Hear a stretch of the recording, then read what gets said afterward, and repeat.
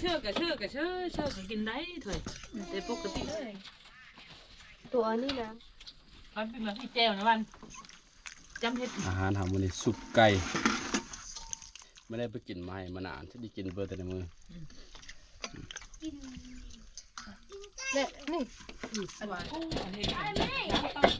ปักอันนั้นน่ะไปมึงน่ะเขาไปซื้อเครื่องห้างถูกมาพี่ขอเอาเงินไปเถอะครับเสพจำหอย ตุยพอดีแล้วจะกินบ่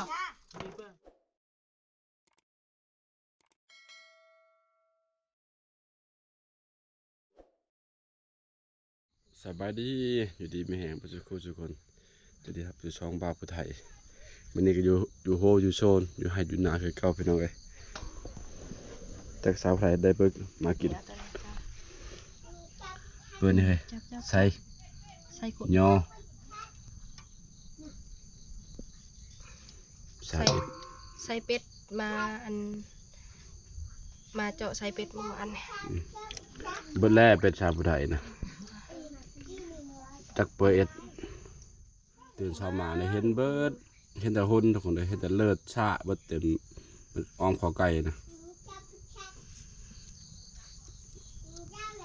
พี่ก็ซื้อมาจากแต่เสียดายเลยเป็นไก่แบบนี้เลยเธอ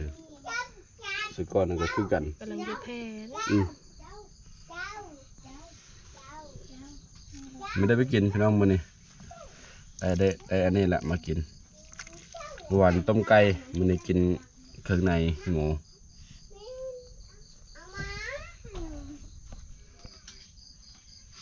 โอ้มื้อนี้ฝนไม่ได้ทางหวานนี่เนาะแต่นี่ลายดิบน้อยลายได้เบิดได้น้อยเนี่ยมาเบิ่งนี่คือ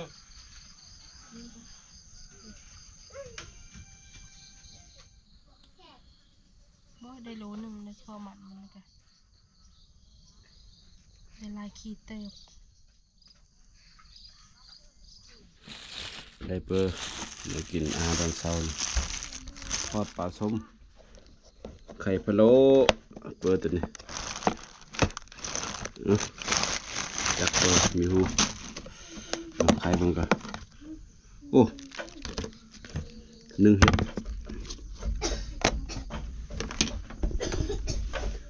มาแม่พี่น้องกินข้าวกันวันข้าวเช้ากันถูกเลยด้วยมีในแห้งเลยเฮ้ยจะกินข้าวเลยมากินก่อนลงก่อนเด้อ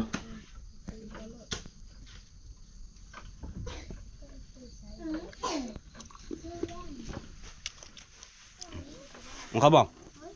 เกลือ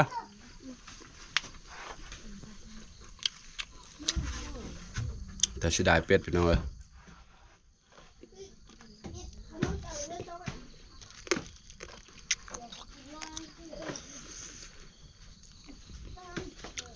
เป็นแต่เลือดช้อนโตเหรอเลือดท้องโตช่องเลือดตัวนึงนี่เถอะนี่ก็มันรีเขาเหรอคือที่เมียนมันโหจะเข้าไปเห็นมันจะมันป๊บเข้าไปให้นั้นตัวผู้แต่ว่ามันอ้อมันไม่แม่มันอ้อมันยืนเนาะทั้งหายอยู่แล้วตัวนั้นนะแต่ผู้ตัวข้างนั้นเปิ้ลมันอ้อได้ตัวข้างใส่ตัวข้างยี่โป่งตัวนึง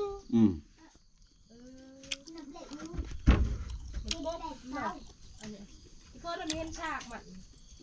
นี่ตัวผู้นะค่อยว่าตายเหมือนกันเลยผมเต็มอยู่ฮะบอลข้างขอไก่บอลพุ่นนะบอลกกอันนั้นนะไส้เลือดมันไส้มันก็ชาเอาตามองเขาไก่อะคันว่ามันนี่แกไปตัวนี้เถอะมันไปกินตัวเลิศอ่ะมันกินตัวผู้แล้วตัวนี้มันคบป่าสื่อสามตัวต้องหกเลย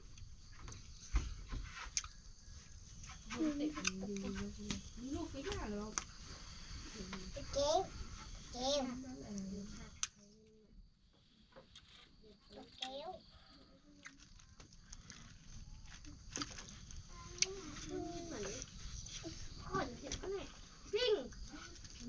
มาเอาด้วยโทรศัพท์เลย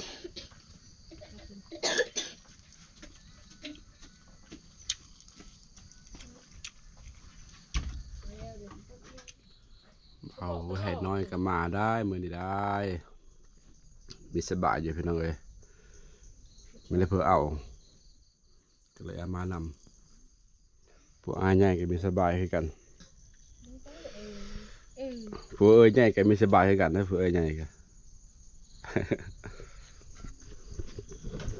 เอาเป็นข้าวประนำแล้วก็ลงไปหาเอเวนงานรู้เพื่อจ้ะวะรู้พัดวะ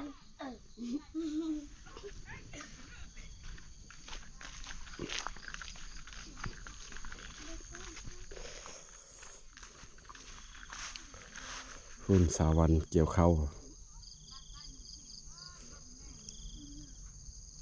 เกี่ยวไหววันเลย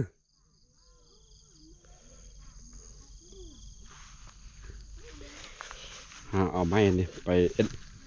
ปห้องหลาน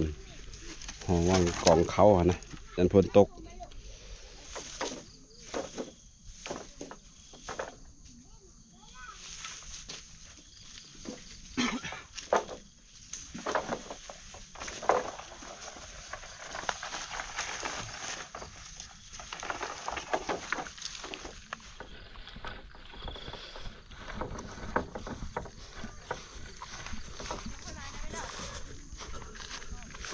เดี๋ยวขึ้นเลย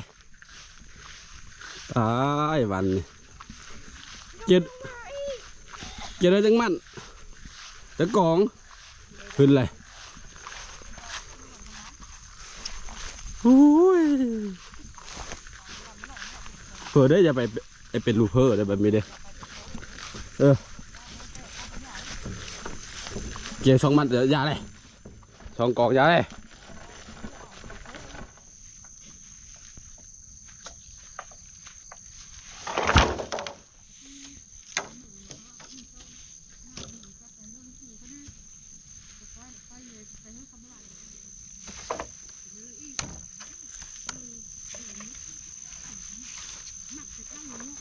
ห้างไว้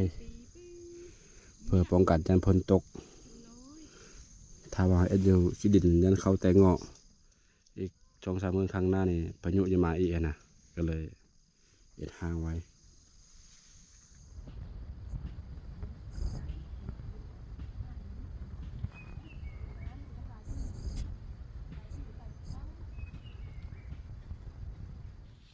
จะยืนน้ำลายถือได้อย่าบายมันอมโลด เป้าเลย จะยืนน้ำลายถือนี่มันไม่ดัง เกี่ยวเขาอย่างน้ำโมนขนาดเลยป่ากระลายทั้งเกี่ยวเข้าทั้งป่าเลยปกติเป็นกันยามนี่กันดินแต่เหอะแล้วเกี่ยวเขา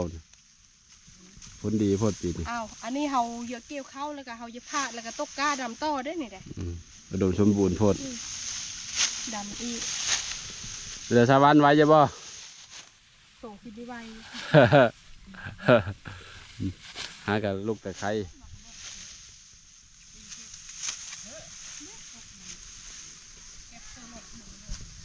อย่างนักตาเลยอย่าง1 2 3 4 5 6 7 8 9 10อย่าง10 ตาจึงโมงเลยโอ้สาวันทำ5 โมงเลยทางเกี่ยวข้าวส่งกับ5 โมงเลยสาวัน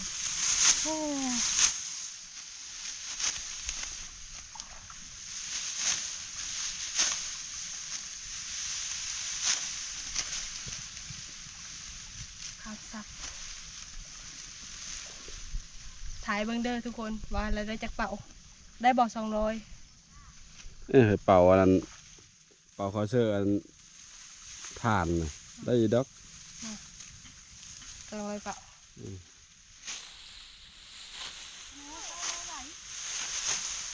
หนับตาหนาอยู่แล้วจริงยังแกเฮอ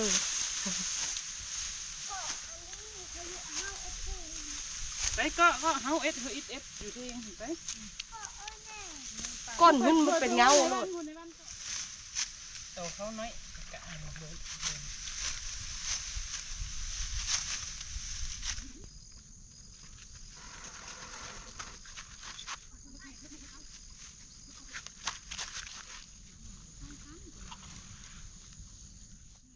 ไก่บ่ที่แห่งเนี่ยบ่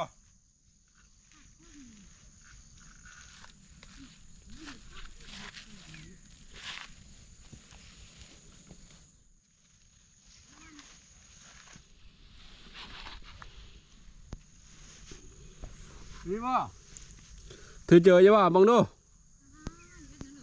กดกาดูอย่าว่ามีผ่านผ่านจะเดิมเอ้ยผ่านเถอะนะลุงเนาะปั๊บมาซิปไปลงเกี่ยวเข้าบ่เนี่ยไปเข้าให้นาทีมันเวทเท่านี้แล้วเท่าหน่อยบอกพรธรรมดามัน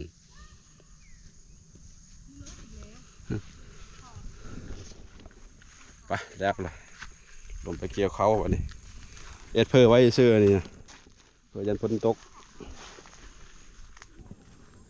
เขานาเขายังไม่แห้งหรอกหาเกี่ยวมือหวานนี่อีกประมาณ2-3 มื้อจึงเอาเฮาเพิ่งกินส้มนะ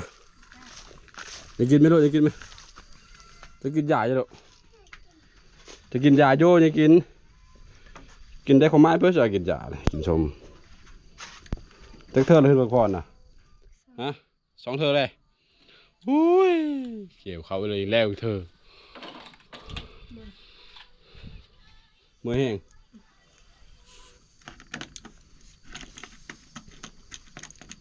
หักลูกตะไคร้มิติแล้วไม้เวทหล่นเพลงชื่อจริงๆมันไม่เยอะเมยแหละ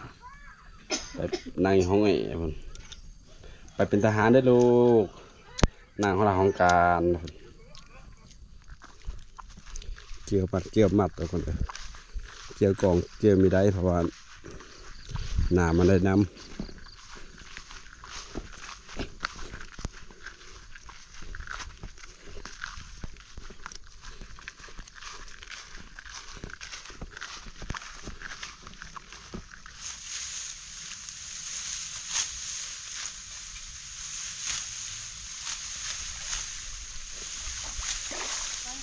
ไปเปิ้ลมา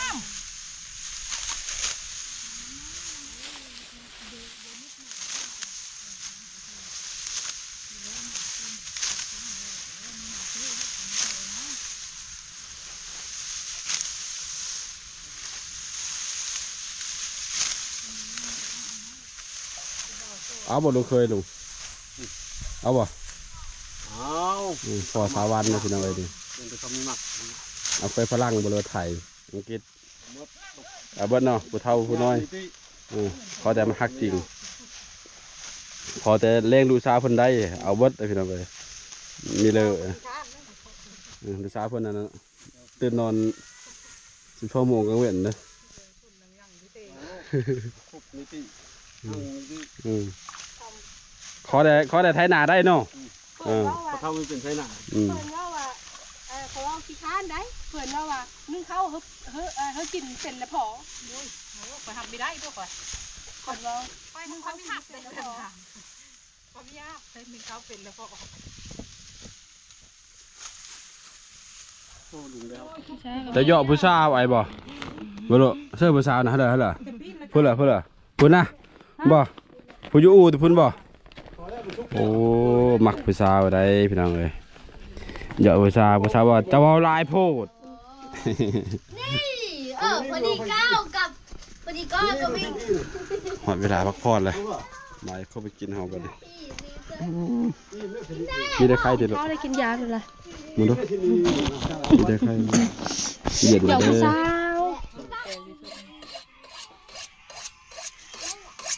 ผูกพาเขาปะอยู่เพิ่ง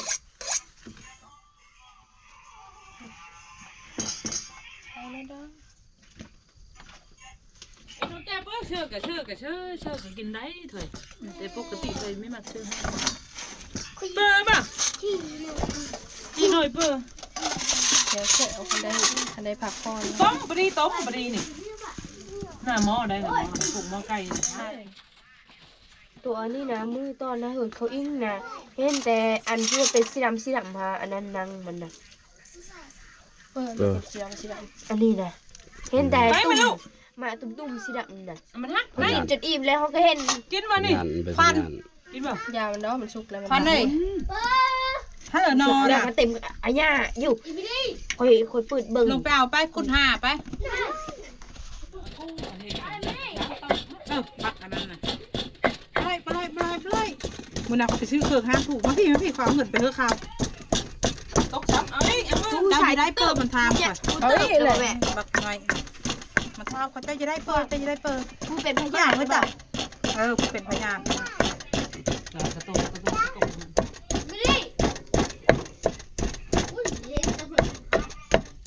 พอแล้วเอ้ยสี่ชุบเธอไก่ ไก่อ่อนแต่ว่าเป็นไก่เท้าแต่ว่า ไก่เขากระหึ่มเป็นเพิ่มนี่ไก่ มันเป็นเหมือนพี่แจ้วนะวันจำเฮ็ด อาหารทำวันนี้ซุปไก่ไม่ได้ไปกินมาให้มานานที่ได้กินเบอร์แต่ในมือ เนี่ยนี่ หวานนี่กับไก่ อันนี้นะ มือนี่กับไก่มือกับไก่ อืม ไก่ของมึง แกเด็กน้อย แซ่บ จำหอย ตุยพอดีแล้วจะกินบ่ ดีเปล่า จางเค็ม จักแล้วคือกินรวมกินเฮ็ด ไปพุ่นเลย มาเด้อลุงป้าหนักอาทำไปพี่น้องบัสกูสักคน เอาบ่ กินข้าวร่วมกันกินข้าวซ้ำเมื่อกี้มันนี่ก็ได้ เอาเลยลูกถ้ายังข้าวหรือเรา แซ่บมั้ง นี่กระตุกน่ะตุก จะกินเบอร์อิ่ม มาถึง ลูกกินเบอร์อิ่มเลยอันเด็ก เราเคยมีหมาไหมเนาะเราเคยเผื่อมีหมามาเนี่ย อันเด็ก เราเคยเผื่อปีนหลังขา เผื่อเขาจะเอาลูกโต เอาโอ้ยเข้าขโมยแล้ววันนะ ที่แต่ชาวบ้านจมนี่กินเพื่อจัดการเฮ้อได้แบบ จานเฮ็ดให้อีก บิลลี่จะไม่เยอะข้าวเลย แพงคือกับมึก เบอร์ ไม่หนายาจ้ะ มีหมักเขา ได้ปะ ข้าวกวายยำจากกระติ้ว จะกินเปอร์นี่ นี่กินยาบิลลี่ก็ ไม่เคยกินเช้ามันเนาะ คือแต่ให้ ป้าขมผัก มันรุดพรเงินแล้วเหมือนแม่จะเอาพี่พี่ก็กำได้หรอวะไม่ได้กุ้งไก่ได้หรอวะ เดี๋ยวลูกมา มันคือเขา คนน่ะกินไล่เลย มาขอจากต้มน้ำเขาจะบีบ มันตะบัดกับพุ่น เป็นเข้าเลย ต้องขนติดปลากระปุ้นมือนะกระปุ้นบีบนั่น2 โลสิปลานิดนั่นโลนึงมันโลนึงมันเนาะ 2 คนถ้ากิน ก็เขาความกิน จักรวาลกับเขาแต่ตอก2 คนไปพันขนาดเนี่ยเกี่ยว ก็เยอะปิ้งอันนี้ปิ้งที่บนตองโก้เขาเยอะ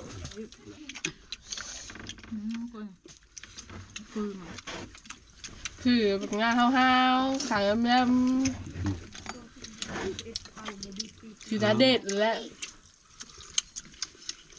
เอาเลย เกลือแล้วเผื่อนกับมันกระบัน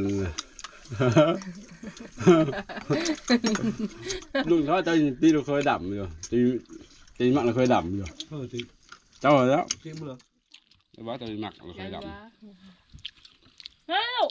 เข้า หนาว ทุกอย่างมันปุ๊บทุกอย่างมันปุ๊บ อย่าชมเขากระทืบ ให้มันกินข้าวใช่ บอกว่าจะเกี่ยวเขาต่อเกี่ยวไม่ได้ทุกคนเลย ฝนตกแล้วฝนโจก่อนเมื่ออื่นจะมาเกี่ยวเมื่ออีกพากันกลับอ่ะนี่อยู่ดีไม่แห้งบัดสักครู่สักคน